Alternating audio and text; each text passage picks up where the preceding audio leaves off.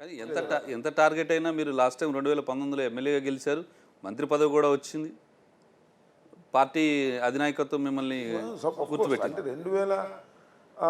2019లో ఉన్నదానికన్నా ఇప్పుడు more targeting అయ్యానని నేను అనుకుంటున్నాను. ఎందుకంటే చాలా చిత్రం ఏంటంటే ఈ కాన్స్టిట్యున్సీ ఇప్పుడు కూడా తెలుగుదేశం కమ్మాస్కి ఇచ్చినటువంటి సందర్భం ఉంది, అదర్ కమ్యూనిటీకి ఇచ్చిన సందర్భాలు వెరీ రేర్. అలాంటిది సేమ్ నా కమ్యూనిటీని తీసుకొచ్చి పెట్టారు. అంటే నా కమ్యూనిటీలో ఓట్లు చీలిస్తే తప్ప రాంబాబుకి ఈ కష్టంగా ఉండదు అనేది వాళ్ళ అభిప్రాయం, లేకపోతే ఓడించడానికి వీలుగా ఉంటుంది అనేటువంటి అభిప్రాయం. దానిలో నా కమ్యూనిటీని కూడా ఎక్కడో ఇక్కడ లోకల్గా ఉన్నటువంటిని సెలెక్ట్ చేసుకోలేదు. ఆయన కూడా ఒక లెజెండ్ పర్సనాలిటీ అనుకుని సెలెక్ట్ చేశారు. నా ప్రత్యర్థి కూడా మోస్ట్ సీనియర్ నాయకుడు లైక్ మీ, నాకన్నా ఎక్కువసార్లు గెలిచినటువంటి చరిత్ర ఉన్నటువంటి వ్యక్తి, ఎక్కువసార్లు మంత్రి చేసినటువంటి వ్యక్తి.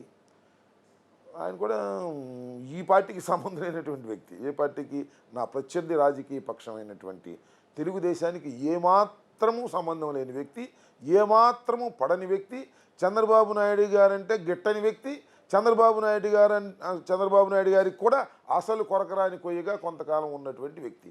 అలాంటి వ్యక్తిని సెలెక్ట్ చేసుకొని అలాంటి వ్యక్తిని సత్యనపల్లి తీసుకొచ్చారు అంటే ఎంత టార్గెటింగ్గా నేను ఉన్నాను అనేది ప్రజలు అర్థం చేసుకుంటారని నేను భావిస్తాను.